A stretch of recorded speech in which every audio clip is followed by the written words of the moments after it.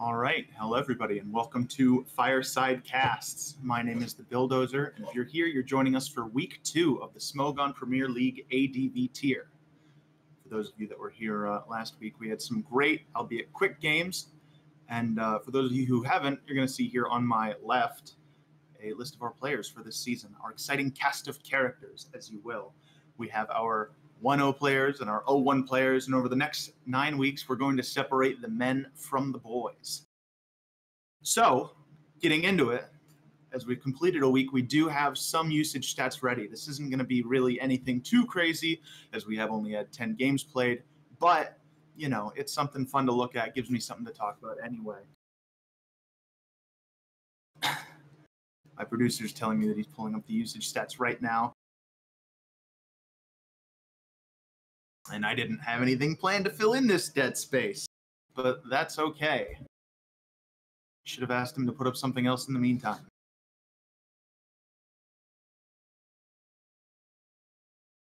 All right, so moving past the usage stats, I'll tell you the most important thing that I saw there. Tyranitar has 100% usage in the first week, which is, well, not surprising.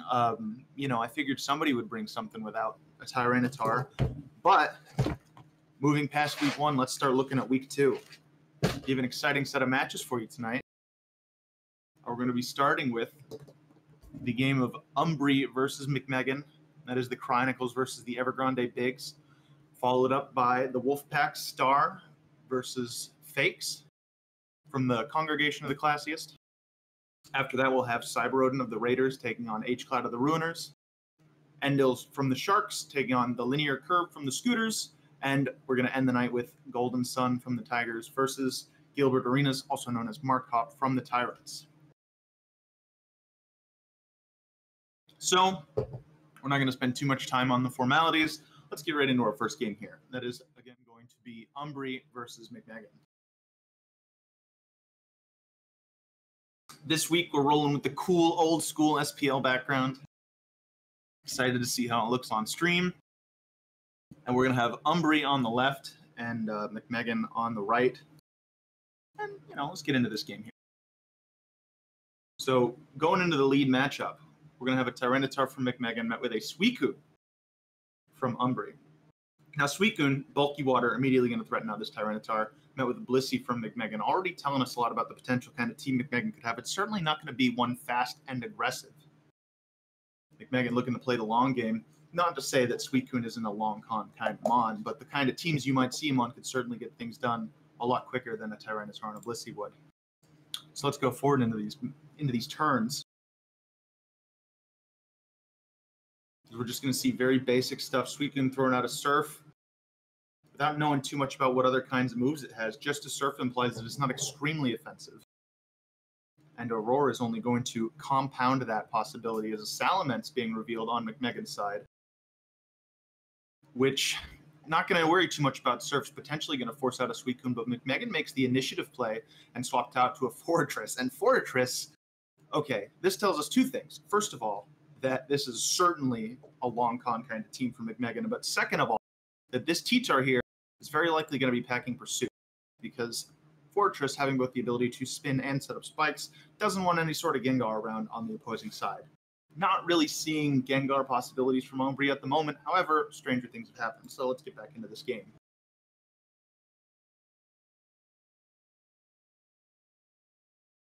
Just going to have Blissey's trading statuses at the moment. Neither of them really going to care too much, but, you know, information is always good. You never know what's going to be swapped around to, what could be coming in, and getting a free pair is never really a bad thing. Seismic Toss is being traded. This could go on for a couple turns as, you know, both players kind of burn a little bit of PP, and Sand goes on. McMegan going to show Toxic from his Blissey, which doesn't really matter for Umbri at the moment. However, depending on what Suicune has, depending on what's in the back for Umbri, it could really kind of become something in the later game. So Umbri going to reveal a T-Tar that does immediately get Toxic by the Blissey. And Tyranitar is going to load up a Focus Punch into the chamber, and McMegan's going to swap to a Swampert, normally meant to take Tyranitar's attacks pretty well. It's going to get bopped by that Focus Punch. And Swampert's still a big threat. Suicune not going to mind anything that the Swampert really going to do. However, Swampert reveals Protect, which says it's at least defensive. Nothing too threatening, particularly for the Suicune. However, McMegan is going to see it as an opportunity to bring the Fortress back in and possibly get up a couple layers of spikes, ideally 1 or 3 layers, of course. Over the Suicune, going to get up a Calm Mind, and he's going to hit a really important crit there. Fortress being down that low is not ideal after 1 turn. However, the 1 spike is going to go down. If there's any sort of spinner on Umbree's side, it's going to be revealed soon, because everything we've seen from them does not like spikes. Suicune is going to keep calm minding up for the time being. Blissey has shown Toxic. However, it seems as if he's not particularly concerned about it for the moment. Excuse me, Umbree's is not too concerned about it. And these two are just going to keep plugging away with these particular threats.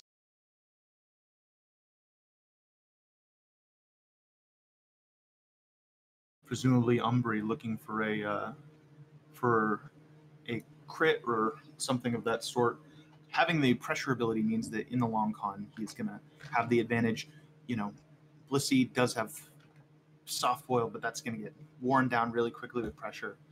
She's already down to, she's used 1 soft foil. So, however, Toxic's going to land. If there's anything that Umbree's can do about this, she's going to have to kind of force the issue, and we do see the rest come out for the Suicune. That's going to add to its longevity.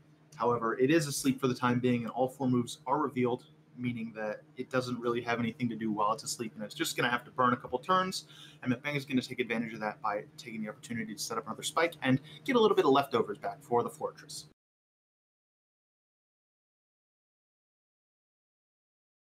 Claydol going to be revealed for Umbree's, which is going to be a spinner, and it's going to be able to check the Tyranitar and, honestly, the Salamence already. Asking about the theme on Showdown, this is a custom one that I kind of put together myself. I'll be tweaking it over the next, the course of the season, and then I'll release it for everybody afterwards. I wanted to try and make something a little more accessible for the spectating idea of Pokemon.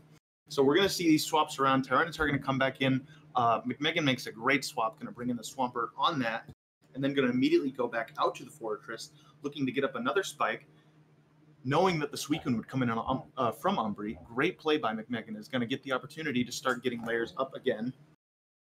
However, Claydol is never not going to be able to basically come in for free. We don't really know what attacks this Fortress has. HP Bug is a possibility, HP Ghost. Both of those can kind of start denting Claydol, but overall, I can't imagine they would care too much about it.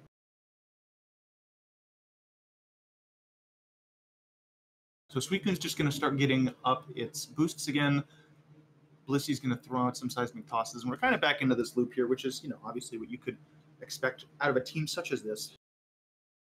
And so we're just going to kind of keep going through this for a little bit.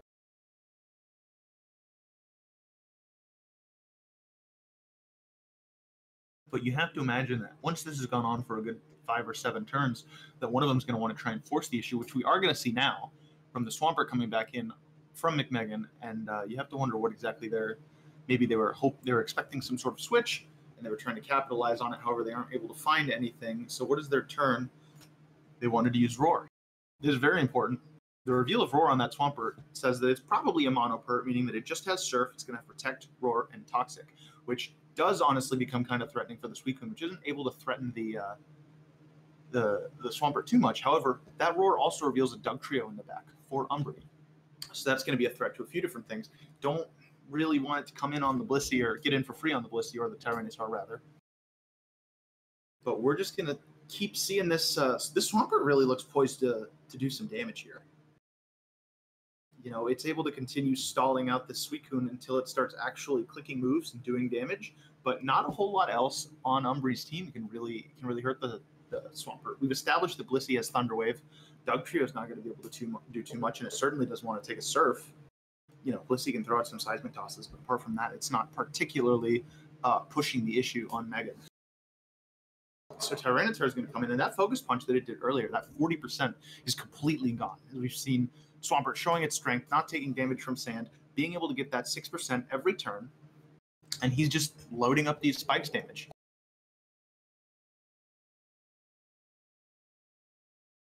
So fantastic use of mono perp by McMegan. However, Suicune is going to actually get the faster roar, that is to say the slower roar, I believe. It's going to roar out Swampert, and we're actually going to see the Fortress come in, not able to, get another spike up. It is still a little bit low, and it doesn't want to take another Surf, I would imagine. That 30% really matters. But McMegan really has the freedom to keep bringing in this Monopert, be able to more or less have his way with Umbree's team.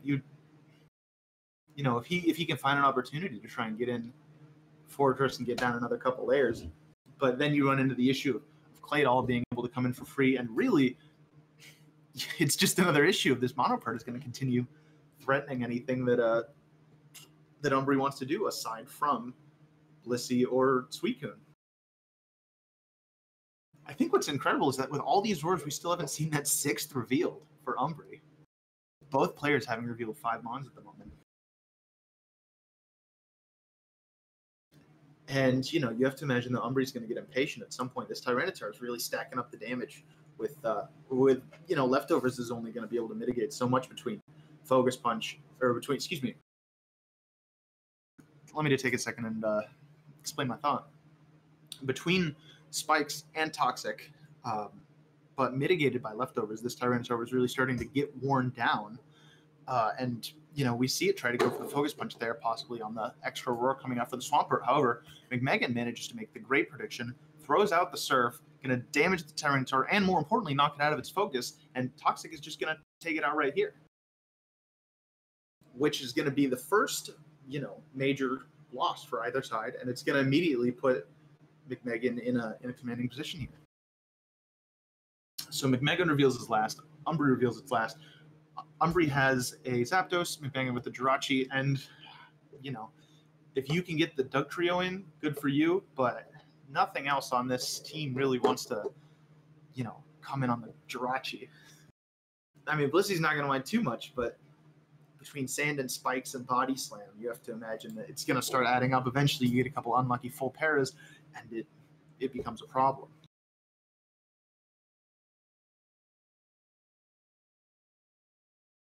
So McMegan's going to try and pull the trigger here and take the opportunity to get up another layer of spikes if they can help it. Going to get the wish from Jirachi, which is importantly going to bring them back up to full health. And they may just have a real opportunity here. However, Umbree, she takes the initiative. Excuse me, I'm saying that a little too much. She's going to jump the gun and swap to Claydol. And McMegan going to try and make the fast switch and bring in T-Tar, which we brought up earlier. The presence of, this is the first time the T-Tar's been out since like turn 1. We mentioned earlier that the presence of Fortress implies that there could very well be pursuit on Tar, and we are going to see immediately the Crunch, which of course implies the pursuit, and that this is overall a special T-Tar. Going to threaten the Claydol a lot. However, the Claydol actually faster than the T-Tar, which is going to threaten it out with Earthquake. However, Umbree making a great play, just goes straight for the explosion, going to say that Spike can stay up, and gets a lot of damage off on Salamence. Salamence does show Leftovers. It could be a mixed set, but it's not going to threaten the Zapdos at all. The Zapdos gets to throw out a free Thunderbolt. Going to try and look for a para here. However, the Jirachi's going to be looking for a para too, and odds favorite the Jirachi just by nature of existing.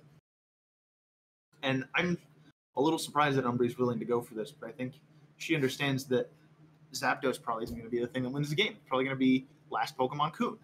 So she wants to try and do the damage that she can now and put themselves in the best situation for the end game, which we are fast approaching. McMegan may have 6 Pokemon still alive, but much stranger things have happened than a Suicune sweeping a team. Zapdos going to BP out, going to bring in Dugtrio. And although Jirachi does get the wish off successfully, it is going to be at 96%. Dugtrio is going to do a lot of damage, and that is a lot of damage. 91% seems kind of high. Possibly an Adamant Dugtrio. However, Jirachi is going to get the lucky full para, going to give itself the opportunity to get another 6% back.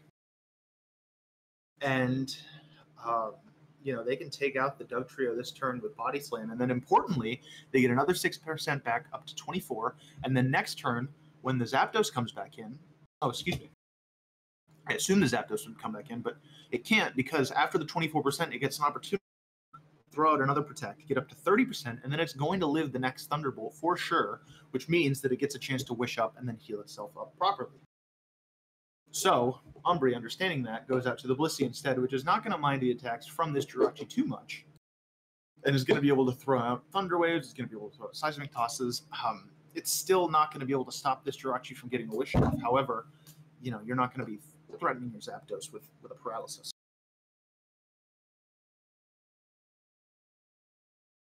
So, Blissey does get the T-Bolt on, not able to stop the Wish, of course. However, a full para here could... No, McMegan doesn't even... Oh, McMegan did get full para, excuse me. So they didn't go for the Protect because they could take the Seismic Toss. Paralysis is going to matter anyway. However, they need a few more if they want to try and stop this Jirachi from healing up however it wants. So Jirachi throws out another Wish. Umbri's going to bring the Suicune back in, and... not really any damage on the Blissey, but I guess this is your opportunity if you don't think that you're going to get a better one. But considering the Suicune is, rest, it can really set up whenever it wants. So we're going to see this loop go on for a few turns now, I'd imagine. Suicune's not particularly threatened by the moves that the Jirachi makes, but all that damage has got to build up eventually, and we're going to see that rest come out. But until then, this Suicune just kind of wants to get as boosted up as it can.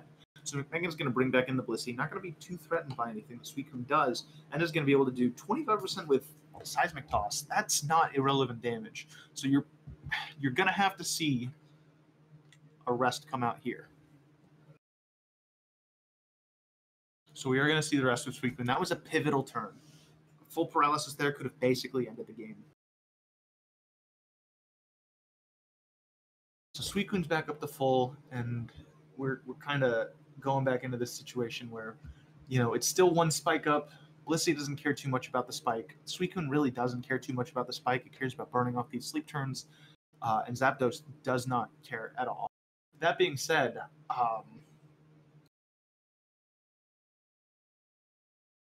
without knowing what that last move is, there's a non-zero chance that that's also Refresh Pert as well. But, we don't know if that Zapdos has Thunder Wave. We don't know if it has HP Grass. So it's not really threatening anything for the moment, and it's not really a swap into Swampert without really knowing what it packs. So buckle up. It looks like we're going to be here for a while, as is the trend with what you see with Fortress teams. They really drag out the game, which is fine.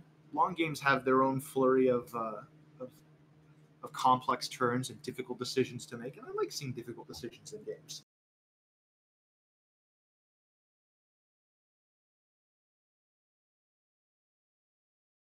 So we're going to be kind of back at, these are not difficult decisions, by the way. Wish Protect does not take a lot of thought to do, not to take anything away from these incredible players.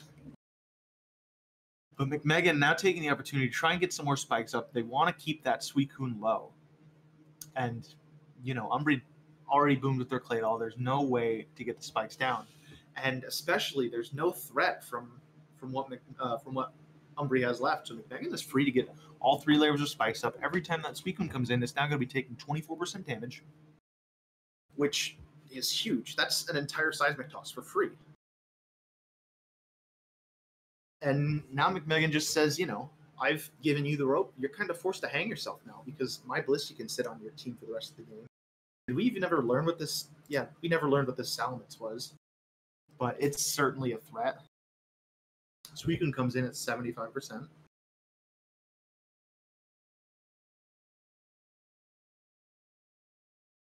It woke up this turn. Is going to get a Calm Mind off. However, that Toxic plus Seismic Toss is going to start racking up the damage. So, as long as McMegan keeps clicking Toxic, that's going to keep limiting how many turns the Suicune has to start setting up. And it's kind of going to draw out the game more than anything.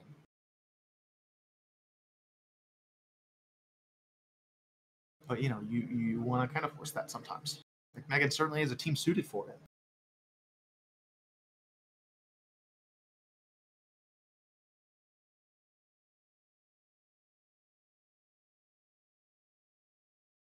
I'd really like to skip a couple turns, but I don't know when these players might start pushing the issue. As we are going to see here, Suicune, very low health, and McMegan wanted to take advantage of that, maybe getting a cheeky roar, forcing it to get as low as possible whenever it comes back in. And, I think that McMegan can honestly roar kind of aggressively here. We've already established that there's a Thunder Wave from Umbree's Blissey, so it's not like she can particularly hurt the Swampert as long as he keeps clicking Roar. And it looks like McMegan has the same idea. Suicune has burned a single sleep turn, so McMegan still gets one free Roar. And he is going to use that. We're going to see the Zapdos come out. So now the question is, does this Zapdos have a way to threaten the Swampert? And McMegan decides to check for that. And I don't know if that was just it had to have been a smart play by Umbree. It's not like you're going to click Thunderbolt into the Swampert. And they just expect to get whatever comes in. So we are going to see a baton pass out to the Blissey from the Zapdos. And it's immediately going to take 25 from the Spikes, going to take 16 from the Seismic Toss. It's getting a little low. And, now basically McMegan has a free turn to react to Umbree clicking Soft Boiled. And Umbree actually makes the aggressive play, going to get off the Seismic Toss, going to try and do the damage where they can. And that is going to result in another 25% to the Jirachi. And a lucky full para here could really facilitate things. As we do see there, they're going to need one more, because they do need to get this Jirachi down if they want to, because these Wish Passes are really letting McMegan do whatever they want. So McMegan did get a Wish off. Jirachi can swap out, but if they stay in, they do run the risk of a full para. So they didn't go for the Protect. Do they have Protect? Am I crazy? Yeah, they do have Protect. And the Salamence is going to get that Wish instead. Going to bring it back up full after eating that Claydoll's Boom earlier. We're going to get to see the Salamence try and do something now, believe it or not. It is going to click Brick Break and do a mere 12%. That's not very much at all. It's a possibility it could be like a Mixed Mets or something, but with how much special damage there is on this team already, I would expect something to kind of be the Mon that's carrying the load, as it were. However, not going to matter. Zapdos going to throw out a Toxic. And, we're going to be back to this situation. Wow, that's scary. Suicune's getting down to kind of a scary health total now, but it is going to get the chance to rest up next turn. It is going to wake up, and McMegan is going to take advantage of that by swapping back out to Salamence. He's confident that Salamence is the one that can get the job done and try and stop the Suicune. So let's see what move he thinks he has that can maybe bring this game to a close.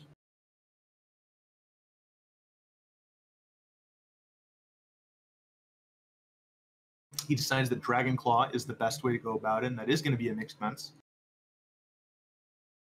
And, Zapdos not really minding the Dragon Claw too much, especially since there's nothing that seems to be threatening it particularly hard on the other team. I don't claim to be some sort of master, some sort of ADVOU super soldier, but honestly, am I crazy for thinking you could just bring in your Fortress and Boom on something? That would really, expedite things. So we are going to see the Blissey finally go down from the opposing Blissey. And at this point, Umbree kind of has to hope that she can get it done just with the Suicune.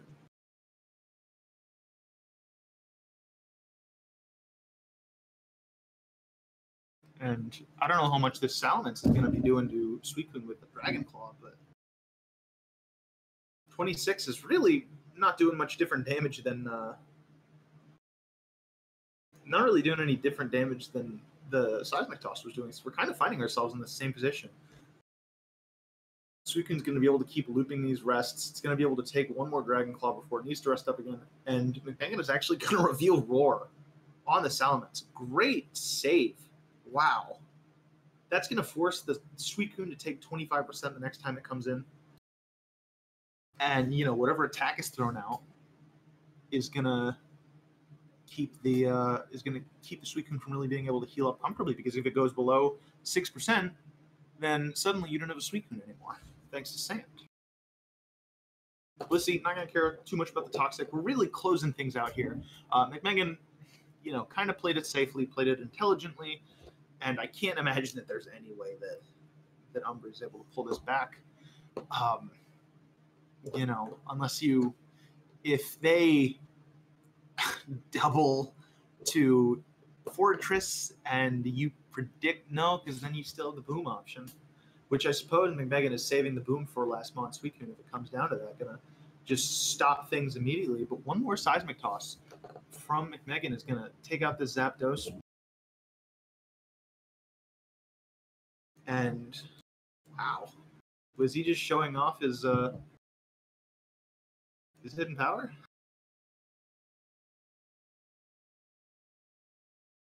So McMegan decides to end it now with Explosion, and okay, now I understand. The intelligent thing about this is, takes out Zapdos with Explosion, and now we know that Umbra is going to send out the Suicune. It's all that she has left. Suicune is going to take 24%. That's going to bring it down to 25%, I believe. Or was it 49%? And at this point, McMegan has the luxury of being able to send out whatever Mon that they want that they think can outspeed and take out the Suicune. So that's really going to close that out. So smart play by McMegan. And, we saw how much damage the Dragon Claw did. You have to imagine that it's going to be enough to end this game here. And the crit, for good measure, probably didn't matter, going off of previous rolls.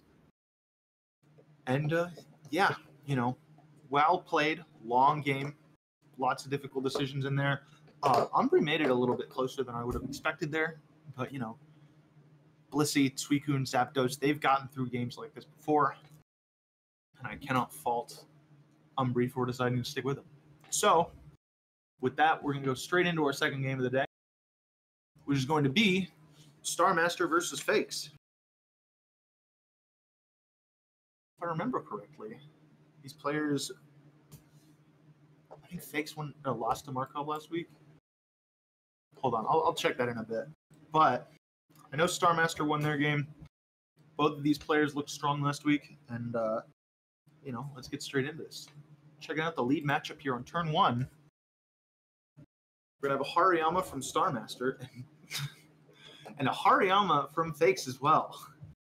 So both of them thinking the same thing, enjoying their the fact that they both brought that, and they are gonna both throw out knockoffs. Gonna get rid of those leftovers real early on.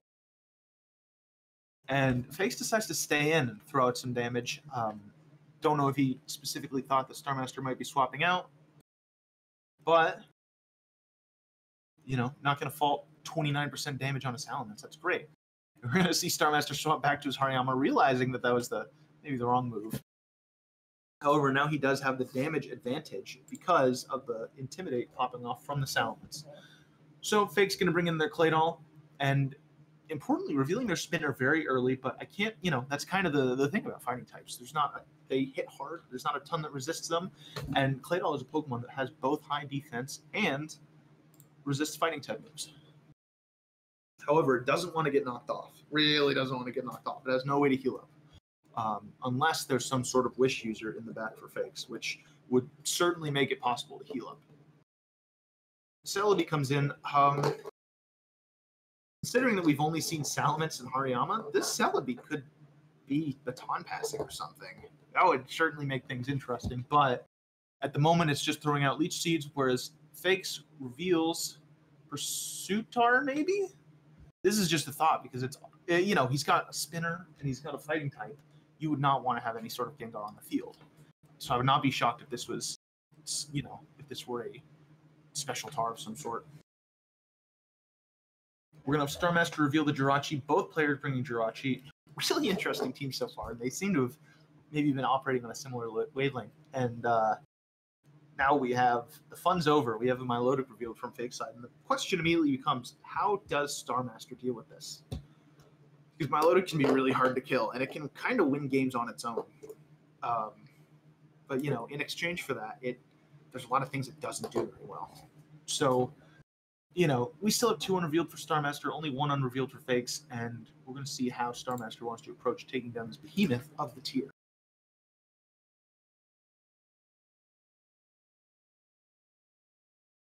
So the immediate response is to go, Celebi, not going to mind taking that Toxic too much. Natural Cure is going to let it throw out another Leech Seed if it would like to, and then get out of dodge. And Fakes goes back out to this Tyranitar. And it's interesting that's Fakes' response to the Celebi. He could be thinking that the Celebi is packing HP Fire. It could be packing Psychic. But whatever it's holding, Fakes seems to be confident. And we have a Marowak coming out now. And Marowak, honestly, it kind of makes me feel even more like this Celebi could have Baton Pass, like with Sword Stance or something. Or it could just be a random Marowak. But whatever it is, it holds a stick. No, it holds a thick club, and it hits hard as hell. And it's going to start taking names, I think. So Claydol comes out as a great Hidden Power Bug. I assume that's Hidden Power Bug from the Marowak. Going to be doing a fat chunk to that Claydol. However, Claydol is going to outspeed, and you don't want it to, it could boom, it could Earthquake as it did, but it is sort of threatening that Marowak in itself. So you don't want it to take too much damage because it's not particularly bulky. However, Jirachi is going to be able to take those Earthquakes relatively comfortably. He's going to get the chance to throw out a Wish. And if it has Protect here, it's going to be able to use it. But it's not going to be able to use it. And we're going to see this Jirachi go up to 80. And it is going to go up to 86. And this is kind of a tight roll. There's a non-zero chance that it takes this. And Fakes doesn't seem to trust it either. He's going to go straight out to Tyranitar. Not going to get parried, luckily. And now what is the game plan with this T-Tar? We're going to send it out. He's going to use Fire Blast. That is going to be a special T-Tar. It is going to take 49%. It's going to bring it back up to 50. And honestly, 49.50 is a bit of a tight roll. And it would be difficult for Star Master to trust that in this next turn. So Star opts to just protect, take the Wish. Not a big deal. Back up to 100. And now we have the Hariyama back in. And it really wants to either throw out an attack or click knockoff here. I don't know how well Jirachi takes attacks, but it certainly wants to keep its leftovers. Or excuse me, how well it takes the fighting type attacks, obviously. So Salaman's leftover is going to be gone, and that's going to be a story for this whole game. With 2 Hariyamas on the field, everyone's losing their items. It's like a reverse episode of the Oprah show. Everybody gets up and puts their items back under their seat. So here's the Milotic. Gonna throw out a Surfer Toxic, I'd imagine. Yeah, kind of just going to sit on Star Master's team until he proves that he can really do the big boy dams that he feels are necessary to get this game closed out. America 3 not going to be affected by the Toxic. And we know that this is an Astarachi, Body Slam, Wish, Protect, Fire Punch. And it could very well not be, but Body Slam, Wish, Protect usually says that your last move is going to be Fire Punch. And Fakes is just so comfortable saying, he knows it too. He's comfortable saying, I'm going to keep clicking Fire Blast. And your Jirachi's going to have to keep switching out because, I know you can't hurt me with Body Slam. Probably better if he gets burned than paralyzed. So Fakes does reveal Pursuit on the Tyranitar. And another Fire Blast comes out, and we're back into the situation. First of all, 54%. So that 50 roll earlier did absolutely matter. And now Tyranitar definitely has an opportunity. He's going to click Crunch so that it doesn't, burn its Fire Blast PP because it doesn't have a lot of them. It only has 8 in this gen. And he is going to miss one anyway, so that's important. And now Jirachi suddenly has the opportunity to pass the Wish out to something if it wants to. Instead, is just going to opt to eat the Fire Blast, going to click Body Slam on the Tyranitar, and the Tyranitar is unfortunately going to get full parried. That's going to be you know, that's going to matter. And, okay. And another Fire Blast Wish, and things are suddenly turning south for Fakes.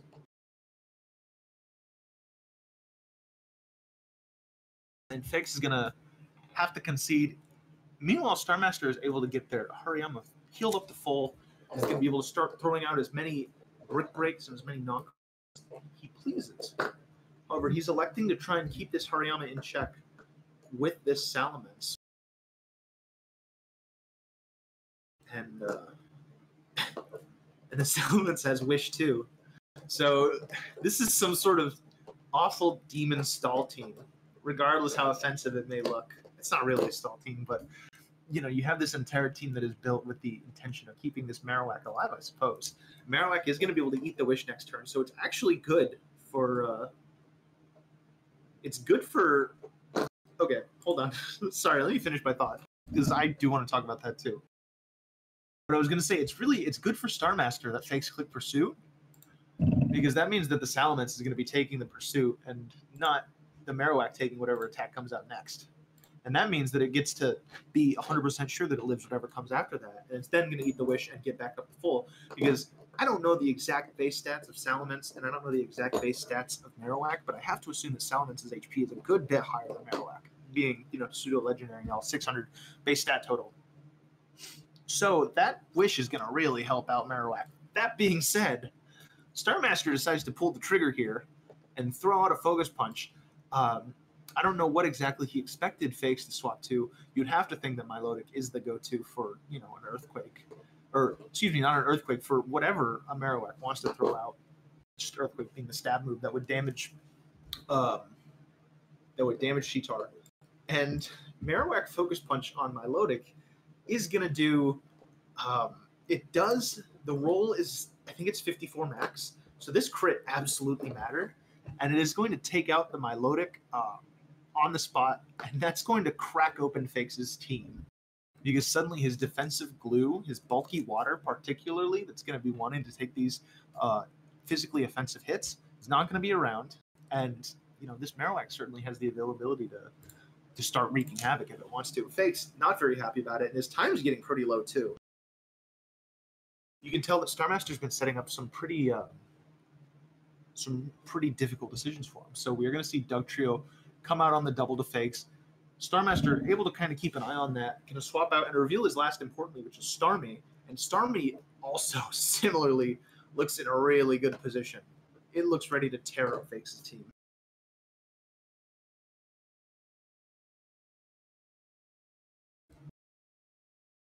Is going to reveal a Thunder Wave. Could be some sort of utility support defensive Starmie, but you know, if it is an offensive Starmie, it's certainly going to shred Fakes, as Starmie does. So it's going to start doing damage. It's not going to be able to out-damage Wish, and that's important. Full paras could certainly help, and in the long run, you have to imagine that they would, but Starmaster decides to play it a little more conservatively, going to take his opportunity to get up his Leech Seed, going to start taking some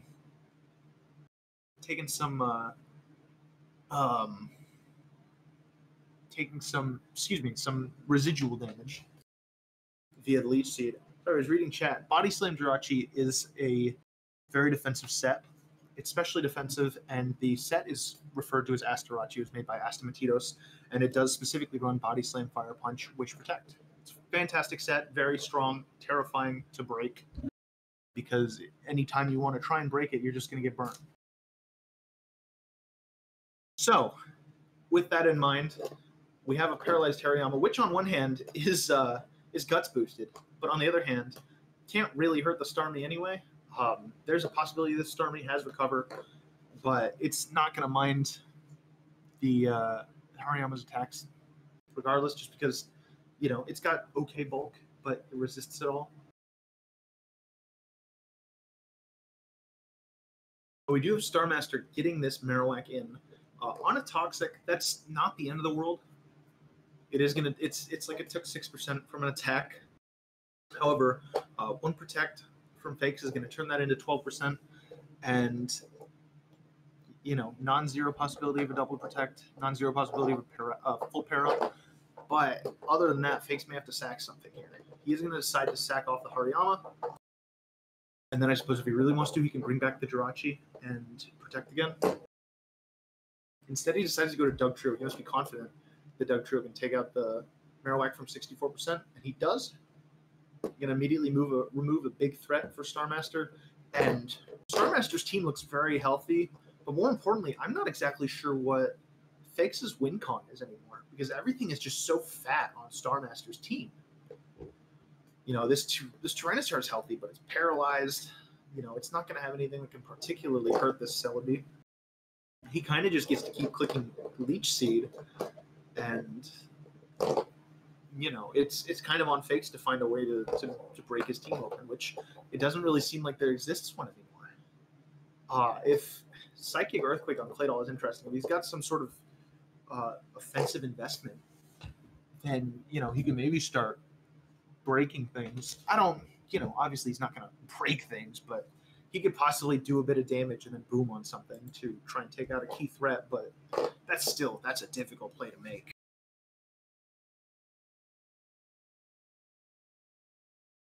So it is on, yeah, this is just going to kind of stall out for a bit. Because this Wish Jirachi is going to keep wishing, and is going to keep clicking Toxic, but, you know, between Celebi and Celebi has Natural Cure, Starmie has Natural Cure, Jirachi has Toxic Immunity. And it's, you know, as cool as Wish Toxic Protect is on a set, I think that set was made by Fear or something, where you use Toxic instead of Fire Punch. As cool of a set as that is, you know, Starmaster has really engineered this endgame to where he's able to come out on top, and he's not too bothered by the threats that come out. So, important turn here, because HP Bug probably going to take out the Starmie. Celebi, I want to say you need to be around 75, 77%. However, it would, you know, Dugtrio would outspeed, and you would be able to get 2 attacks off if you swap to it, because Earthquake, not going to be good for the Jirachi, and it's going to trap it. It just becomes this whole thing, because Starmie probably going to go down to this. So then it becomes the question of what move do you click to maximize your chances. So you think it would have to be Earthquake. We'll see how that goes. Oh, and I forgot to account for Toxic. So that's easily going to take out the Starmie. Celebi is going to be able to come in pretty freely, throw out a Leech Seed. And at that point, I assume you go back to the Jirachi.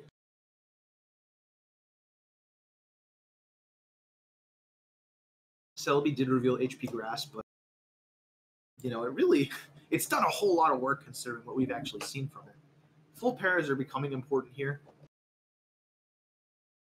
Hariyama does get an attack off before Jirachi can do anything if it gets full parad. So he's kind of hoping and praying. And, you know, Starmaster doesn't have to hope too bad. This Jirachi's not particularly threatening towards it. Hariyama has guts, so even if it does get statused, it's still going to be hitting like a truck. So with that in mind, Starmaster's kind of got a checkmate here. Claydol's not going to want to take this Focus Punch super well. And a crit, I don't know how much the crit mattered. I mean, obviously the crit mattered. It's going to take a Focus Punch well. It's going to take a Fighting type attack well, but you know, I don't know if it would have lived a second attack or something like that. So Fake says, all right, critical hit this. And he manages to get the crit onto Starmaster, and that makes the game look a little different, actually. Still not sure how he's going to break Celebi and Jirachi, but there's not a big fat threat in the back waiting for its opportunity to start punching things in the face. So with that in mind, it is now the Jirachi Celebi show, and maybe Dugtrio will get to do his thing eventually. So Fake's Jirachi is going to keep getting Leech Seeded, going to keep getting full parried. Not ideal, but, you know, nothing super threatening yet. However, going to get a Fire Punch reveal. Oh, excuse me. That's my bad. Jirachi had Fire Punch instead of Body Slam. I was not expecting that. So, sort of the same idea. You still want to cripple your physical attackers, but you no longer have a way to paralyze anything else you're toxicking it, which, that's fine. Dugtrio, Fakes, looking for the secondary critical hit call, not able to find it. And now it's all kind of up to this last full parried Rachi, which will live one Fire Punch, I guess. And it's going to get another, these two are neck and neck in health. So Jirachi's going to get another protect. It's going to get another 6% on both sides. And like I said, Fake's Jirachi's going to live another Fire Punch. So he gets another chance to throw out an attack, or if it wants to wish or something like that. Not able to find the wish. Going to get full parried. Still, HP Grass, Leech Seed Celebi is not going to kill this Jirachi in one turn. And this is going to be prolonged with a Leech Seed miss. And this is just, come on. They really got to close this out eventually, because Fakes gets the wish off. This is going to continue on for a bit longer. However, due to having nothing else out on Fake's side, there's no opportunity to get rid of the Leech Seed, and Starmaster can, at this point, basically switch infinitely if he wants to. And then just stop and get a wish if he starts getting kind of low, but it's barely a concern anymore. Unless we see some lucky Fire Punch crits out of Fakes, it's,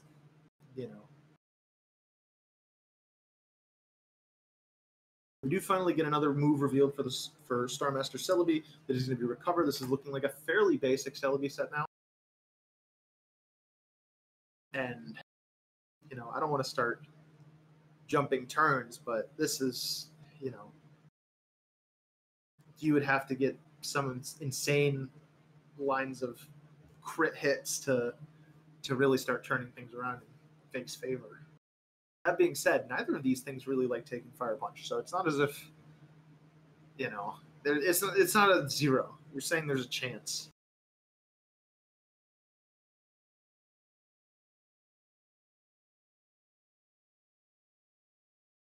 That critical hit gonna matter a little bit. We might see the Celebi go down here. Yeah. And suddenly things look a little bit crunchy. We still have Leech Seed up. But, if Fakes gets a crit here with the Fire Punch, there's a very real chance that he takes the game.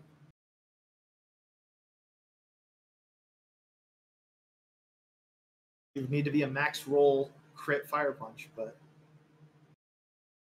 he does get the burn. That is going to negate the Leech Seed at least. However, Starmaster was able to get the wish off. He's going to get back up to a comfortable 82%. And we have the Jirachi endgame. This is very epic. Still going to be getting the 6% from leftovers, but, obviously this favors Star in the long run. But it's full para coming out onto Fakes' Jirachi. Wish coming through. And we're just looking for crits at this point. Crits are full paras. It's the magic stat effect.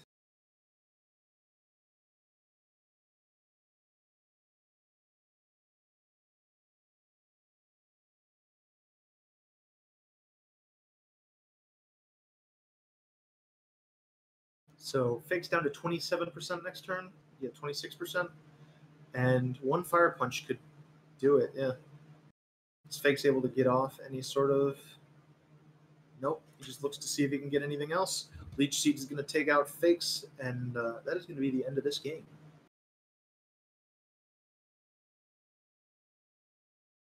And Fakes very unhappy about it. Yeah, he was, and these guys have known each other for a long time. It's not like this. They're not two random dudes screaming at clouds, but you can tell that he's unhappy. So with that in mind, we're gonna get into our game 3 here, which is gonna be Cyber Odin versus H-Cloud. I believe both of these players lost last week, and they're both looking to have a strong game 2 if they can help it. So we're gonna go into it now. Put it on slow, make sure I got things right. Hey, that's music. Forgot to turn that off. Hope I don't forget about my other games. Looking at the lead matchup, gonna have Salamence from Cyber Odin. By the way, Cyber Odin is I Love You Jesus. Gonna have Salamence on the front. Excuse me, lost my train of thought there for a second. Salamence from Cyber Odin, Zapdos from H-Clat. Pretty standard lead, without knowing too much. Cyber Odin is immediately going to reveal Snorlax as his second mon, going to be comfortable swapping into the Zapdos. And importantly, the presence of both Salamence and Snorlax is going to immediately start ringing the Magneton alarm in H-Clat's head. And, you know, that's the thing. It's physical. We just had the meme about this before the game. You know, you bring in Snorlax so that you can throw a physical attack and draw in the Skarmory, and then you swap out to Magneton, and you try and steal the Skarmory right there. So with that in mind, H-Clat gets a Thunder Wave para. That could matter in the long run, and he does reveal the Skarmory. However, a full para is going to stop that in its tracks. And Cyberodon's actually going to go back to Salamence. This means that it could be a special event of some sort. It could have Fire Blast, could have Flamethrower with Wish, something like that. And, whoa, things happen very fast there. But it looks like that was a bait to imply that Salamence was the way that Cyberodon intended to beat H-Clat. But he did have the Magneton all along, and he is going to catch the Skarmory here. Very intelligent play by him. And due to the nature of the roll, I want to say it's 86 to 102, Skarmory can live the Thunderbolt unless you use Magnet. And that is going to give the Skarmory a chance to roar out the Magneton, get away with its single spike. And we are going to see Metagross now just throwing out Meteor Mashes. Though, important to note, this Metagross does not have leftovers. Could be Choice Band. Would not be surprised on a team such as this. And we're going to see the Skarmory come back in, and Odin actually reveals that it's not a Choice Banded Metagross. Going to boom, going to take out the Skarmory, going to remove the possibility of spikes going up any more than they already have. And then here comes Salamence back in. H-Clat going to finally get up Sand. And that's going to really hurt how bulky the Snorlax is. And Odin reveals Brick Break. Crit, not going to be too important. But we're kind of just going through the motions at the moment. Obviously, this Starmie is threatening to the Salamence. And Odin is going to respond by going out to Snorlax. And H-Clat, knowing all this is going down, this is a fairly standard play in ADV. Going to swap out to his T-Tar. Looking to throw out a big hit onto the Snorlax. However, Cyberodon does swap out to his Swampert. Honestly, doesn't take that Rock Slide super well, even after the spike. And that's odd. That's another thing that's kind of setting off alarm bells, you know, saying Swampert kind of exists to take Rock Slides from T-Tar. So, you know, it also didn't show leftovers, which implies that this could very well be a Salax set. You know, Endeavor, Salac Berry, Earthquake Hydro Pump.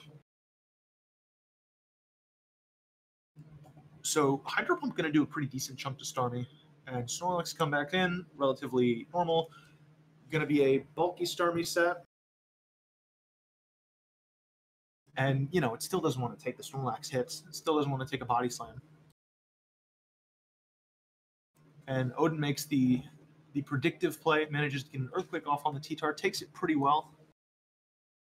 And we are going to see things kind of get to this point. Whoa! Critical hit from Tyranitar going to lower Snorlax down to 8%. So at this point, Snorlax is in there. Unless there's some sort of spinner in the back, you know, this is just a sack at this point. So Snorlax goes down.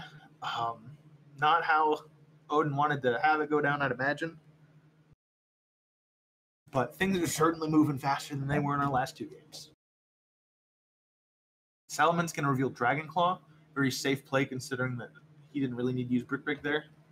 H-Cloud reveals Blissey as the last month. Still no reveal on the last for Cyberodon. Magneton not going to worry too much about anything that Blissey wants to do.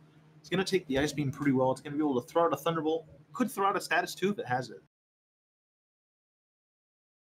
I think Magneton even runs Rain Dance if you want to get rid of Weather. Which, for what it's worth, would have been really nice if Snorlax were still alive. However, going to elect to throw out a Toxic. Going to start wearing this Blissey down in whatever way it can. Blissey is going to take 12% this turn.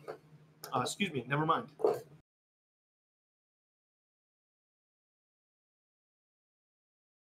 Okay, yeah. Now Blissey takes 12%. Tyranitar comes out as the last. And you got to imagine this Dragon Dance T-Tar, right? Well, if it is Dragonlance T-Tar, it's a Dragonlance T-Tar with HP Grass. Great predictive play from Cyberodon. Going to immediately drop that Swampert. Going to just turn it into a bad sack. And this suddenly looks real good for him. Starmie is going to be a little more comfortable taking that HP Grass. To the point that he wants to swap out completely, Cyberodon does. And, you know, this is going to keep threatening things with both Dragon Claw and with it Brick Break. It puts him in a pretty commanding position. Until you get the critical hit from the Psychic. Gonna take out the Salamence. Not ideal. However, it's difficult. If you can get some good damage on this Starmie, then you're certainly in a position to sweep with the T-Tar. And I would call that good damage. Do the Endeavor coming out, knowing that he would both live that and get down to a low enough health for it to matter. And now Swampert in Torrent range, going to start doing truckloads of damage. That Hydro Pump is going to tear H-Cloud up. +1 speed, going to be able to take out the Zapdos. And now he's going to be able to start endeavoring Blissey down. Just keep it low. He knows the Swampert's going to die soon, but he wants to be able to try and keep that Blissey as low as he can.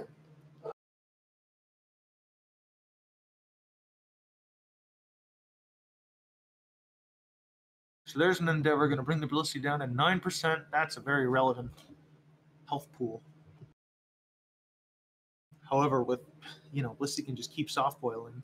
And there's nothing that's stopping this Swampert from throwing out Endeavors. Blissey's not doing any damage.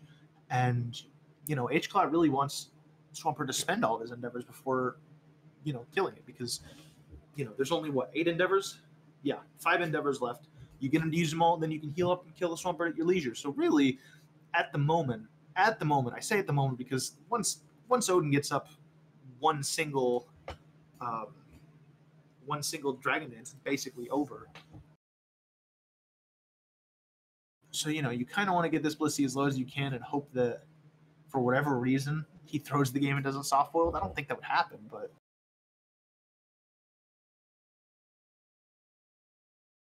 Swampert goes down. Blissey still at a relatively comfortable 56%. Starmie's going to come back in. T-Tar's going to get up that Dragon Dance.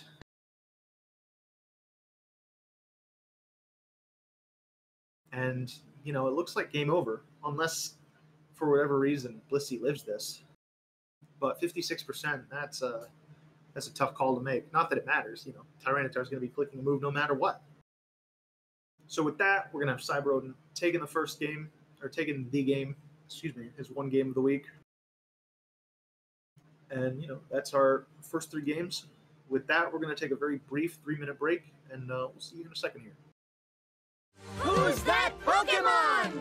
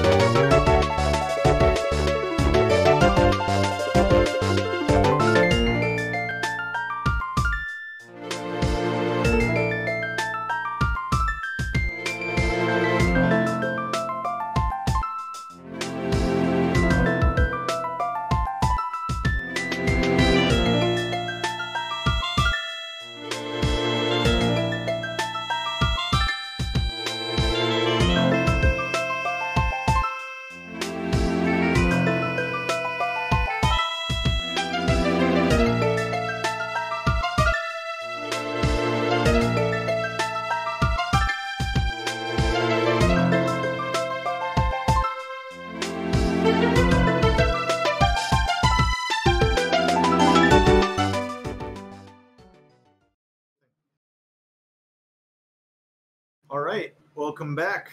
Fireside Casts, ADV Week 2. We got 2 games left tonight. We have Endale versus the Linear Curve, and we got Golden Sun versus Gilbert Arenas, also known as Marco. So without wasting too much time, we're going to get into our 4th game of the night here. Make sure that I've got music off because that freaked me out last time. And as I said, we have here Endale Linear Curve. Let's start it up. Going into the lead matchup, we have a Salamence from Endale and a Salamence from Linear Curve. Interesting mirror lead. Oh my gosh, everybody was freaking out in the lobby chat. Both players are going to swap out to a Suicune. Mirror showing so far. And similar to what we saw last time, first of all, Linear is not concerned about a secondary Suicune. He boosts up immediately, which suggests he probably has Roar if he's not afraid of another Suicune. But for what it's worth, most Suicunes will run Roar. However, interestingly enough, having Salamence and Suicune and Snorlax is another team comp that is immediately going to set off the Magneton alarm. So depending on what Linear has in the back, that could really be something that he needs to play around. So going forward, Endale throws out a Body Slam, not doing a lot of damage. And we do see that Roar revealed. And it is going to throw Endale a bone and go back out to the Salamence, which doesn't particularly care too much about Surfs. However, Endale going to go back to Snorlax, and 26% is honestly a little bit of a high roll. It's like in the butter zone. Like if you have a little bit of special investment, a +1 Surf, that's like a max roll. And if you have a lot of special investment, that's below a bottom roll. So this says it's probably a primarily bulky Suicune, looking to roar stuff around if he can help it, and slowly build up his boosts. Gonna keep clicking Surf. He's kind of forcing Endale to say, what is your response to this? And his response is going to be a Body Slam Para, which should put Snorlax faster. Typically, you will EV your Snorlax to outspeed stuff after paralysis. I want to say 92 speed EVs lets you outspeed Aerodactyl paralyzed. So little thing for you kids out there who are just new to this tier. However, we are going to see the Salamence come in now that this Suicune has been well and crippled. Not going to be too much of a concern. And Endale going to take the opportunity to, first of all, scout for Ice Beam, and second of all, scout for Rest, which Linear reveals, and we're going to have the Salamence come back in and try and start doing some damage. HP flying. Okay, important note, no leftovers from this Salamence. Pardon me for a second. Excuse me. So likely Choice Band HP Salamence lead, or Choice Band Salamence lead with HP flying was immediately doing some pretty substantial damage to that Suicune. He's not going to want to stay in, and Linear reveals a Jirachi now. And that's going to get a critical hit Body Slam paralyzed on the Snorlax. So Jirachi Serene Grace was really pulling its weight here. And we're having a bit of a GSC game here, as the Linear Curve has brought a Machamp to this match, which not going to be super threatening to Salamence, although Salamence is down to 48%. So, hopefully it would have some way to heal up. But if this is some sort of physical offense, then Endale will be hard-pressed to get this Salamence back up to anything above 48%, presumably. That being said, there's no sand. The Salamence is not going to get worn down by residual damage for the moment. So, you got to wonder what kind of response Endale has. He's going to go out to Suicune. And Blissey is going to be the double from Linear. Going to be comfortable taking that Surf. Nothing too crazy. But, he didn't have any sort of immediate way to pressure the Suicune other than swapping out to his own Suicune, who, again, has Roar. Getting some HP back. Going to lose it all again from the Surf. And we are going to see T-Target revealed for Endale. That is going to immediately... It's honestly not ideal, I would say. Like, you might not want that T-Tar out just yet because you kind of want to have control over your residuals, because both your Snorlax and your Salamence are a little low. I don't know if Snorlax has rest or not, but you know, it's not as bulky anymore. So Lanier going to hit with Cross Chop, do a good 32%. That's kind of relevant damage to Donphan, by the way. Didn't mention that. Going to be a rapid spinner, but no spikes on Lanier's side. And presumably there's no spikes on Endil's side. This Endil's last hasn't been shown, but you have to imagine it's a Magneton, a completely useless Magneton for what it's worth, but a Magneton nonetheless. It's probably not even able to kill this Jirachi. At most, it could paralyze it and get it to about 50%, but it's just not a long-term answer to the Jirachi. So, looking at these two teams, we're kind of in for a bit of a long one. Magneton does come out now, and Claydol and Blissey both don't mind the Thunderbolts too much, but regardless, it's going to be able to throw out these Thunderbolts relatively freely. And knowing that, Endil's going to make the intelligent play and get a Toxic instead, because you're not going to go to your Steel type.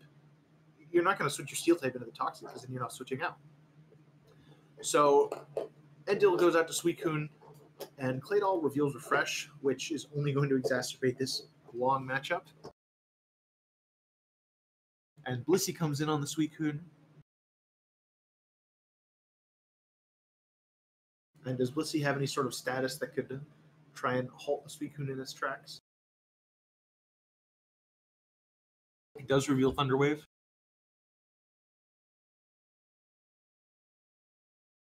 And, you got to remember Suicune's going to be taking around 24% from Seismic Toss, give or take. So the full pair is coming into play now. We have one Sleep Turn burn. For Lanier's Suicune, it's going to burn that second Sleep Turn now. And, this Magneton's still relatively threatening. But between the Refresh Claydol and the... Wow, okay. Smart play from Endil, predicting that it wouldn't be the Claydol coming in. So, as I was saying, between the Blissey with Natural Cure and the Claydol with Refresh, your Toxic switch-ins are... you don't really have anything that cares about that Magneton. I mean, you do, but you have switch-ins that will never care about it. So we're going to have 41% dealt from that Seismic Toss, not any sort of HP on that Magneton. And, it's kind of a throwaway. You keep it for a sack, but it's not achieving anything particular this game. But the Suicune comes in on the Blissey, and it's going to start taking damage. And we know it has Rest. But we don't know it has Rest. I assume it has Rest. Is Lanier's Suicune that we know has Rest. But if he has any way to deal with that paralysis, he kind of wants to force the issue if he can help it. But then Lanier's just calm minding up for free. Salamence comes back in, got to be down to 42% with that Choice Band. And it's going to start hitting the Suicune. And one critical hit, I think that critical hit mattered. I want to say it did. You would have been able to get a second Choice Banded HP flying off otherwise.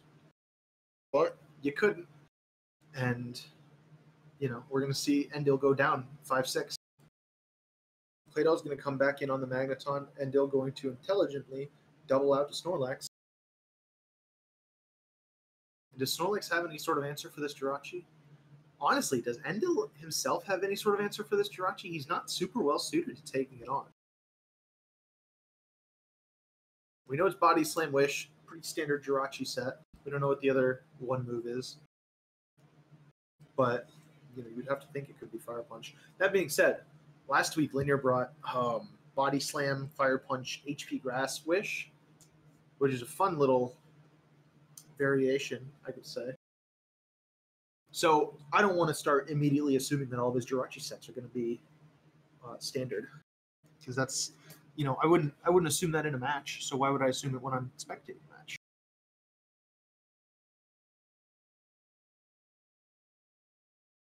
So we're just kind of going through this loop here that we find ourselves into. Bring in the Suicune. Blissey's gonna swap out to Suicune here in a second. And then you bring in the Magneton, and then Lanier brings in the Blissey, and we go through this over and over. But that is the game we play, and damn it, we're going to keep playing it.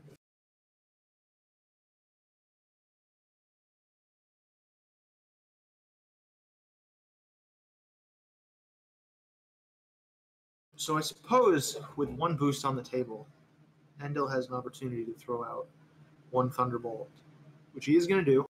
And that honestly does a lot of damage. That does a lot of damage. Magneton's going to go down, but that is not irrelevant damage. If he has anything that can, threaten this Suicune, which I'm not sure that Snorlax is the one that's going to do it. He is going to reveal Rest on the Snorlax. Does he have Sleep Talk? If he kind of had inklings of what kind of team Linear could bring, he could just be like a mono attack Snorlax. Sleep Talk, Curse, Rest, Body Slam. But if he doesn't, then he's really going to have a tough time breaking this. So Linear's going to bring out Machamp. Endil's going to respond to it with Donphan. Donphan not taking these cross chops super well, but it's surely taking them better than anything else could. Earthquake going to whiff on the Claydol. And Endil is going to reveal Protect.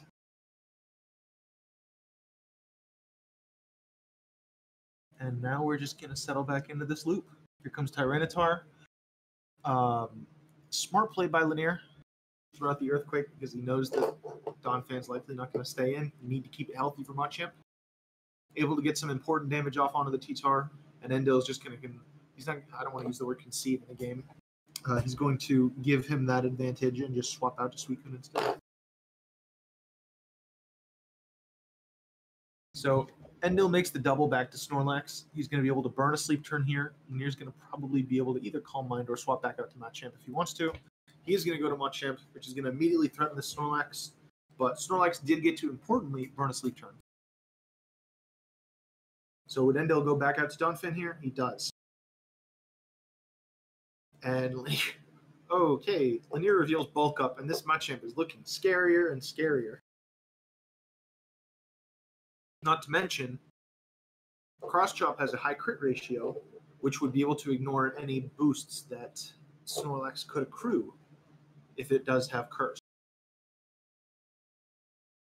However, we're going to have 1 and 2 missed Cross Chops, and, it's lucky for Endil, because if he had hit both of those Cross Chops, Donphan would be dead. But now, we have Machamp in range of another Earthquake, taking it down. So Linear's going to have to back off. He still has a pretty huge, he has 2 mods up. They're all pretty healthy. This game is still strongly in his favor. However, in that one scenario, he did catch the bad end of the ADVOU luck stick.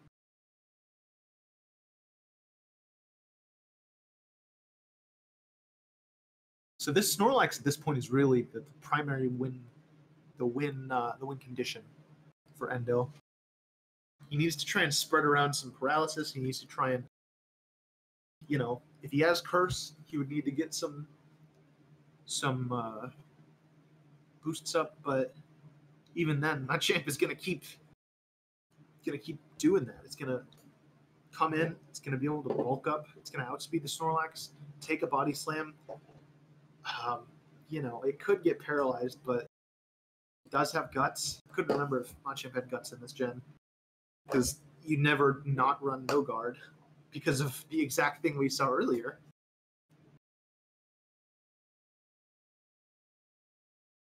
We do have Curse revealed for the Snorlax. We don't have a 4th move revealed yet.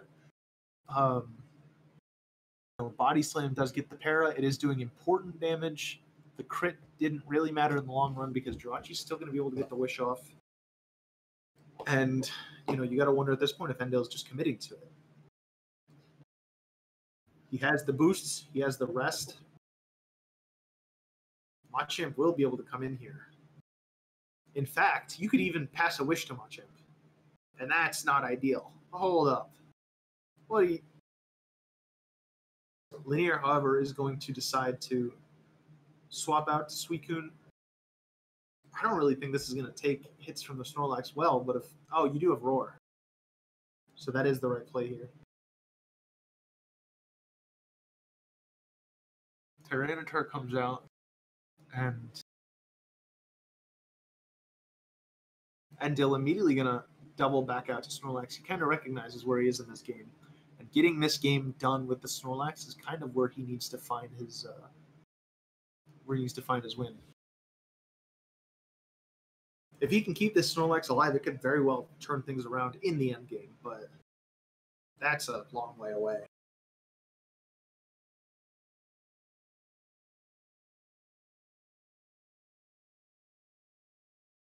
So at this point, Endill's just trying to do damage, trying to keep this Suicune low, possibly keep it in a rest loop.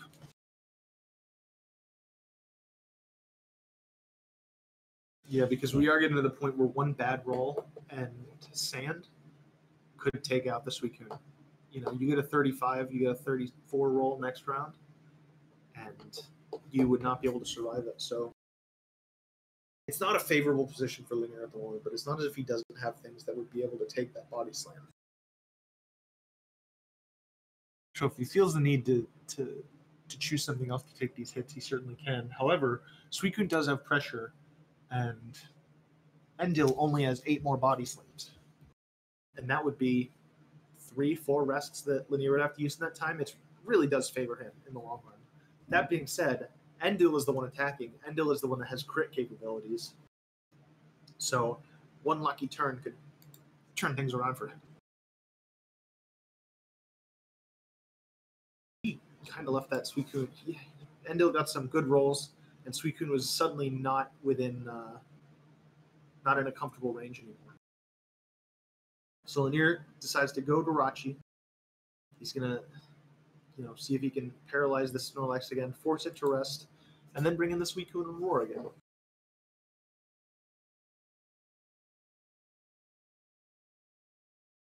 Endill does get the lucky para, or the unlucky full para. Linear gets the lucky para. And, at this point, we're just trying to wear down. What is that? Hold on, what? Hidden power? Hold on, what? All right, okay. Somebody smarter than me. What kind of hidden power is that? Can't be HP fighting. Can't be HP ghost. You would just use Shadow Ball. Oh my gosh. What? Okay. I'm confused. And I'm not going to pretend like I have any idea what kind of hidden power that was.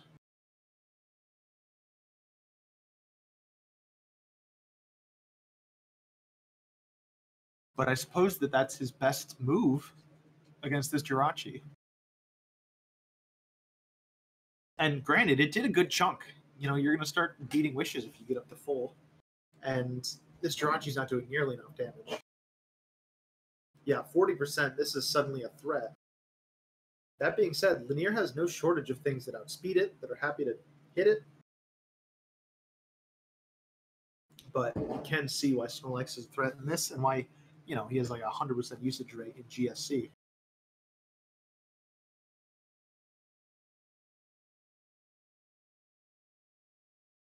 Sorry, I needed to sneeze really loudly there. So this whole night has just been these long games. Granted, I will take these long games over the fast, immediate games that we had last week. But the Pokemon is a game of inches. You have to engineer yourself these tiny advantages over, dozens of turns, dozens of you playing out stuff multiple turns ahead. And, this is a prime example of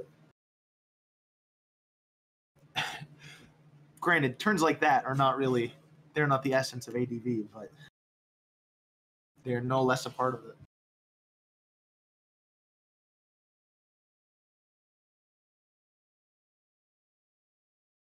And Endill really wants to get this Jirachi out of the way.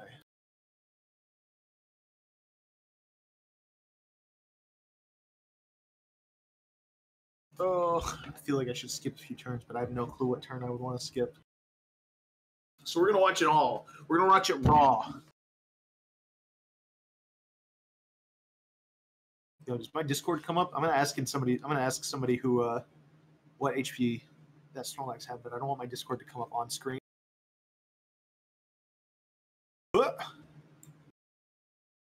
that didn't show up for y'all. Doesn't look like it did.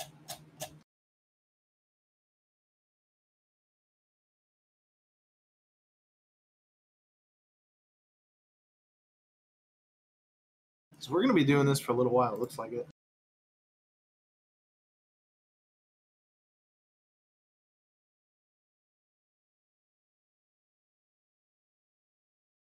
All right, I've posed the question. Hopefully I get an answer before this game is over. And we do finally have the Jirachi go down for Endil. Whether it was worth it to let your Snorlax die for it, that remains to be seen. Because a Snorlax that presumably has an opportunity to get healed up is not it's important. It's not a thing that you can really ignore. Endil is going to try and save that Snorlax for later.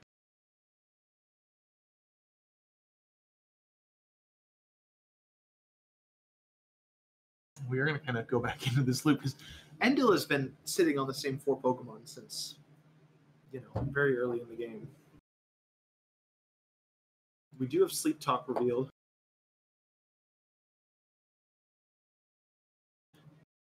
And Endil hasn't burned any sleep turns yet.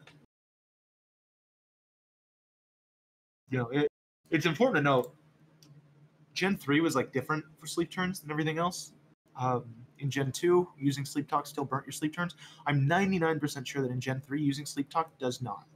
You only burn sleep turns by being asleep and not doing anything.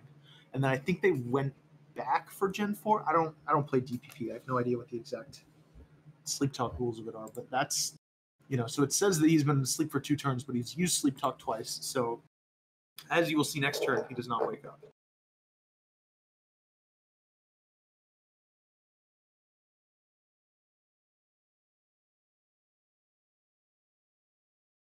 And Endil's now going to take this opportunity to try and get his Snorlax healed up, and this is a really important turn.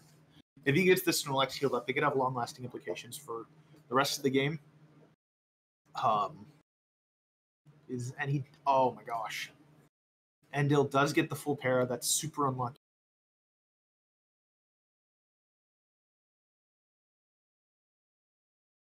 And you're not able to get that healed up. And it's worth noting that this looks like it's also a choice band lead. So that's interesting that both players brought a choice band Salamence lead. So that Salamence is still a threat, but you got to hope that Snorlax is able to try, because it'll still take this Surf without too much of an issue. So it does have an opportunity to get a rest off.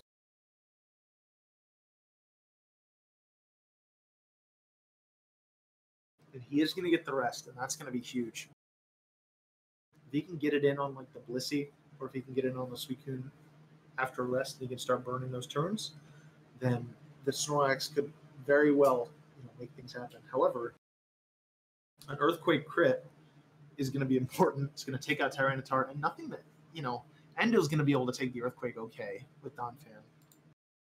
I would imagine it does around 35%, but that was an important turn. You don't want your... I just said that nothing can take a hit from Salamence, so you don't want your Salamence taking a Rock Slide or something from Donphan. So he swapped out, and knowing that, Endil swapped out to Snorlax, going to be able to burn a sleep turn here. It was a very long game. I love it.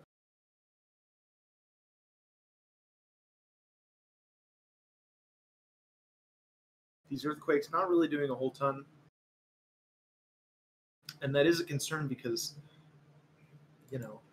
the more you're able to boost up your Snorlax, the less you're able to stop it. You have your Machamp, and he's going to be able to run the possibility of a crit, but it's a scary thing. You don't want to leave the fate of your game up to a crit. So we're going to have one sleep turn finally get burnt for the Suicune. Endil's going to use Sleep Talk.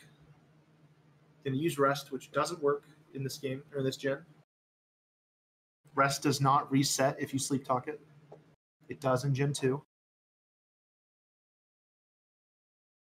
And Endil's going to swap back out. Snorlax, it's not going to be able to take these super great, but it's going to take him okay. Possibly enough to scare out the Suicune again. And no, actually, Linear is going to opt to start attacking with this +2 Suicune. Yeah, 22 is not a huge concern. Paralysis would have been a concern. But, you know, at this point, this Snorlax is dead.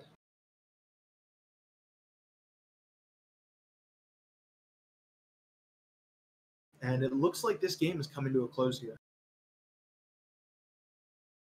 I think Suicune might live this Surf, but... So we have Endil burn his second sleep turn, so he's going to wake up next turn. And he may have an opportunity... I don't know if he'll live this, but he'd have an opportunity to go for rest. And... he goes for Sleep Talk. Endil not tracking his sleep turns correctly.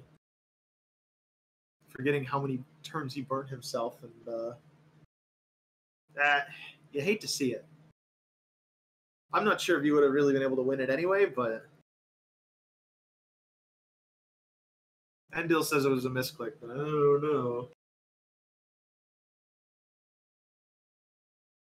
You know, unless Endil gets a bunch of luck, because we've established that Endil Suicune is faster, and if they can get some lucky Sleep Talk Calm Minds, then it could maybe get it done, but 4% damage is not going to do it.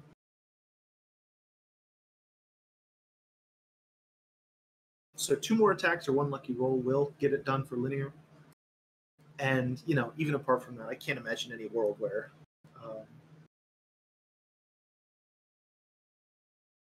Linear loses this.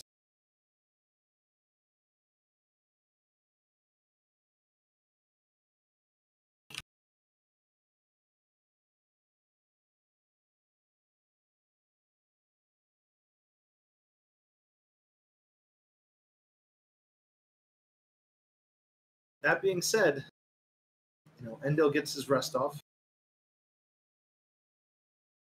He has a possibility, again, of getting a chain of Calm Minds, but instead he finds rest, and Linear is just going to roar it out. And now, first of all, Donphan's dead in the water. Second of all, if you bring Suicune back in, it doesn't have any boosts. So this has become an immediate issue. Endil decides to stay in, throw out an Earthquake. It's not irrelevant damage in the long run, but It's over. Endil going to delay the inevitable. And Linear just clicking Calm Mind again. I don't know if he was doing that to flex. Just to say, I know what you're doing, but... Oh, it's because he doesn't have a ton of Surfs left. It could really become a... It could become a thing. Could become a problem when you run out of PP. So we just wanted to click Calm Mind until you're ensured that the Donphan is protected. And then you're good to go. Because he is good to go now here. So Endil is going to roll Sleep Talk and Surf, and that's really going to be lights out. 43%, it's really not enough to be able to rest off every turn. That being said, Endil Suicune is still faster. So, you know, yeah, rolling rest, not going to do it. And, you know, he doesn't wake, oh, he does wake up, excuse me. Maybe I don't understand the mechanics either, but I knew that he was going to wake up that turn.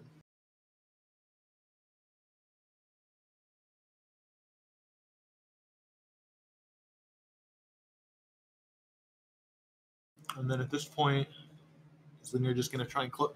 Yeah, I guess you're going to do more consistent damage with the HP flying. A crit would certainly make things interesting, though.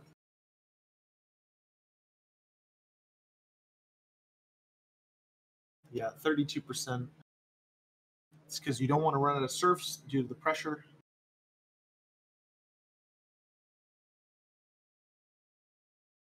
And this should be dead for Endil. So good game to the Linear Curve. He's going to be winning our 4th game of the night. And that is going to be that. So, with that being that, we're finally going to go to our 5th game of tonight. which is going to be Golden Sun under the name February Stars versus Gilbert Arenas, also known as Markop, also known here as 9-game sample size. So let's go straight into it.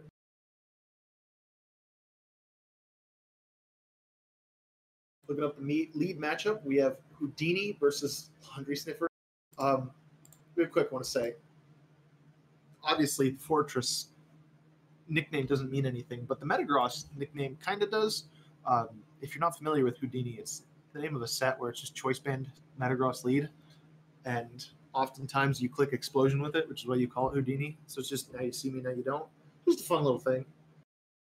And I don't know if you would call it. I mean, if you know it's Choice Band Metagross, you know if it's Choice Band Metagross, so it's not like you're trying to keep it a secret or anything.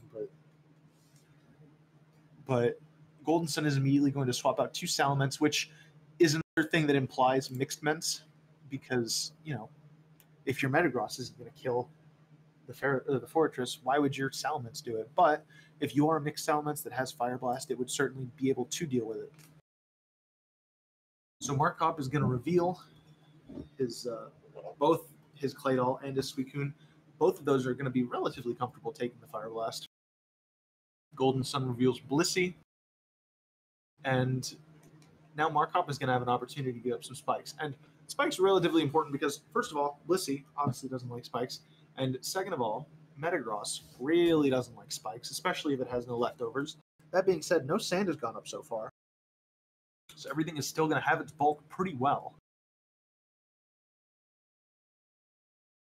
We do have a spinner revealed for Markop, but nothing revealed for Golden Sun yet. No Spikes user revealed either. Non-zero chance that you have a Skarmory in the back, considering that he does have Blissey.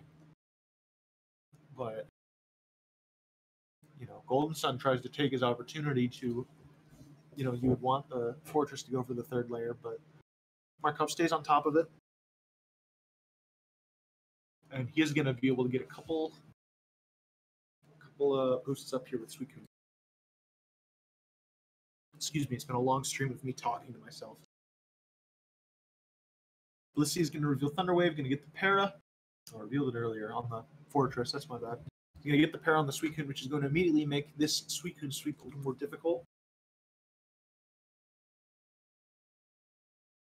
However, these 25% Seismic Tosses are really going to start hurting the Suicune. Suicune reveals Rest, which is going to both heal the paralysis and heal it up to full. And Golden Sun is going to reveal Tyranitar, which is going to get the sand up. It's going to reduce the bulk of this Suicune.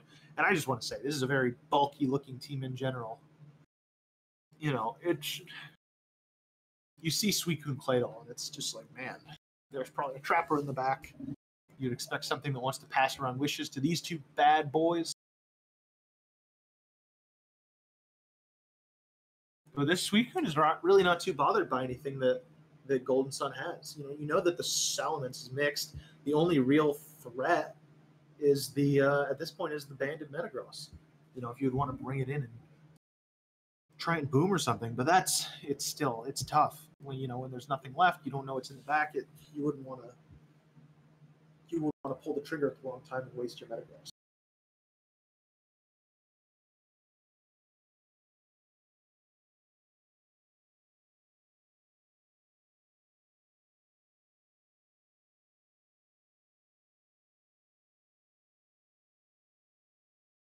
So, it really has been a night of Blisseys and Suicunes, which is interesting because last week we had 4 Aerodactyls. It's kind of high for Aerodactyl. Not to say that it's not useful. It's a little more than I was expecting to see. And, I can count up the Suicunes that we've had today. Let's see. We had 1.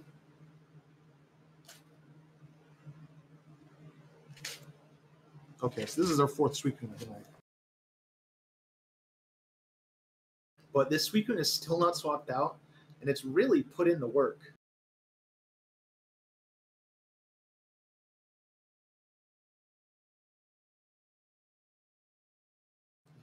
Golden Sun has shown that he doesn't really have a way to deal with it properly without really burning his Metagross.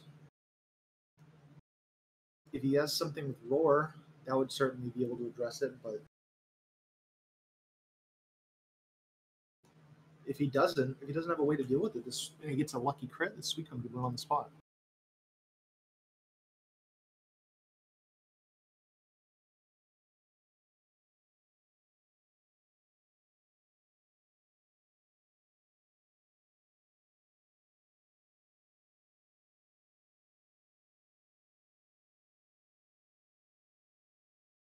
Excuse me for not having a lot to say here. I mean, we're going to kind of be in this loop for a little while.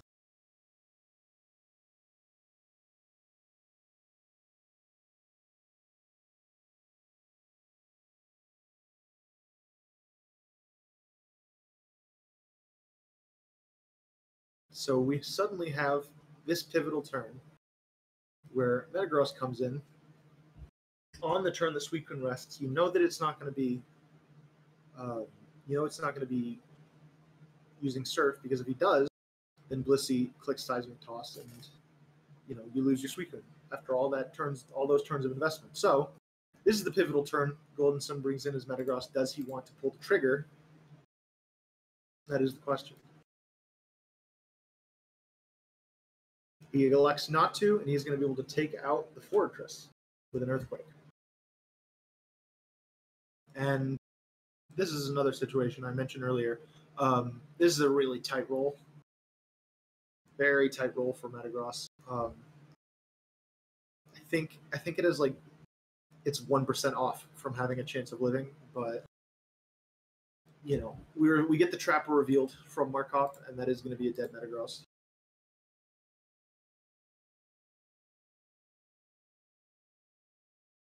Now Salamence comes back in. Nothing that Markov can do about the Salamence with the Dugtrio. Dugtrio going to be locked into Choice Band. And, we have a Flareon revealed from Markov. I have no idea what this thing is supposed to do, but it gets crit by a Brick Break, so I guess it's not going to do it anytime soon anyway.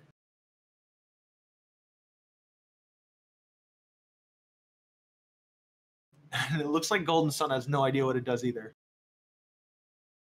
Apparently, according to Markov, it is very comfortable walling Salamence, assuming that there's no crit. And then Golden Sun basically says that he has Rock Slide on his Salamence, which, could be important in the future, but there's nothing really, with the Jirachi, there's nothing that has been revealed that really suggests that it would be threatened by Rock Slide anyway, other than the Flareon. So the Flareon goes back into the back, and it is just going to be a sack later in the game. Jirachi is going to be able to wish up pretty comfortably. We're just back to seeing this Spadef Jirachi set. Really been showing its strength these last 2 weeks. And it looks like Markov is not super comfortable with his game position anymore. Oh, apparently his Flareon has Wish, which would certainly be cute. It would be able to live in anything the Salamence does, and it would be able to keep the other things alive. And it does have Flash Fire. That makes it a comfortable, pairing for Fortress. You're able to bring it in on anything that threatens Fortress, like a Moltres. Oh my god, it walls the ever-living snot out of Moltres. Oh, I didn't even think of that. Moltres is such a pain to switch in on. And it's still a Flareon, but it's certainly cute. That's the best thing I can say about it.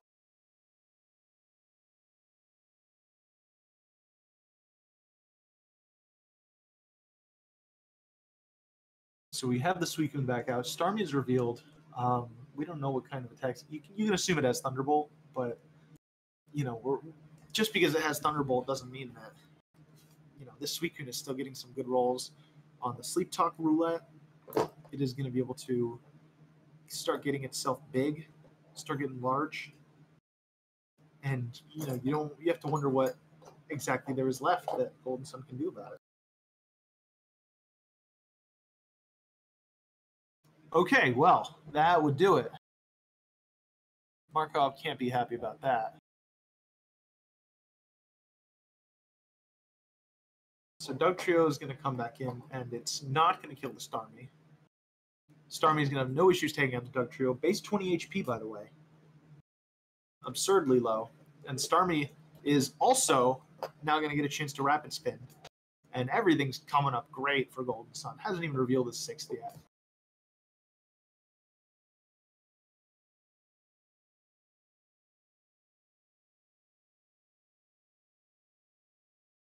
And it's still not...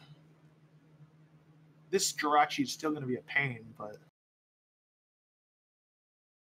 Thunderwave on the Flareon is relatively important. You know, it could find itself having trouble wishing up here.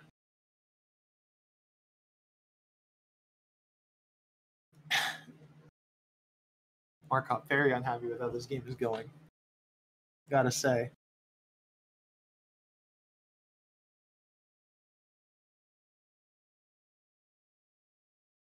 Paralysis on the Jirachi important. What? This Claydol is still at 100%. Hasn't revealed anything. It's going to be playing a big part in walling this T-Tar later on. It's probably going to be able to wall the Salamence okay as well, which is why he's saving all that health. Not that he needs to bring in it on anything, but, you know, this... Swampert coming in, going to get paralyzed. Do we see an item on it? Yeah, it is just going to be a basic defensive Swampert. And, you know, it's not ideal. Swampert kind of closes out the game. Markop seems to be pretty done with it. I don't know if he's going to forfeit or if he's going to try and get it done with his Body Slam Jirachi. But Golden Sun even has Refresh. That's going to keep him faster than the Jirachi, which means he's going to be able to start throwing out some damage. Oh, I guess this is a Monopert too if he has Refresh. So this is really going to be the long game.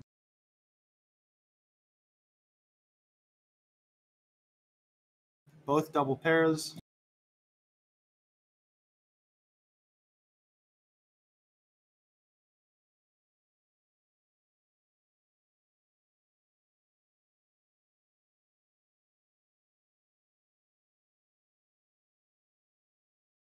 A critical hit is really going to make this, you know, Markov didn't want to get crit there. And if he gets crit again, then it could suddenly become a real problem. But he is going to be able to get the wish off. I can't help but feel like this is formalities at this point.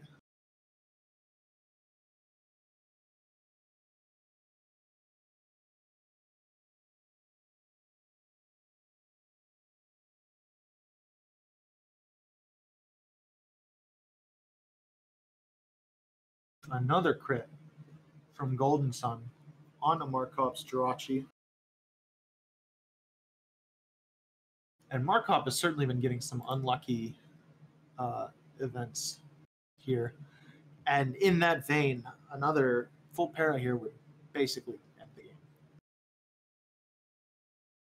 But Golden Sun elects to swap out to Tyranitar. We don't know anything about this T-Tar. We don't even know what item it has. It doesn't have an item, which means that there's a real chance that it's choice banded. It's actually Dragon Dance. Probably has a Lumberry. And if it has HP Bug, which it looks like it does, then this is going to be game over for Markop. Golden Sun played it well. He played it smart, and he's going to be able to close it out here. And Markop just does forfeit. So that's going to end our 5th game of the night. And we're going to have our 5 winners for tonight. We had Golden Sun, Linear Curve, Cyber Odin, Star Master, and McMegan adding the extra dub onto their list. And, you know, with that, we're kind of going to be ending it for the night. I've noticed that there's a whole lot more content being created with this SPL. You know, there's us. Linear has been uploading videos where he goes very in-depth on his team building and his matches, and what he's thinking during the matches. It was really interesting because I thought I'm a very vocal guy. I'm a caster. I want to hear what these people sound like. It's like, oh, I can't wait to, hear Linear talk and all that stuff. And then he sounded like every other Australian I've ever spoken to. So, check out his channel. Check out McMegan. Fakes is making videos for GSC. And, with that, I guess we're going to close out for the night. Thank you to my producer, Antlers. Always does a great job. And, you guys have a good night.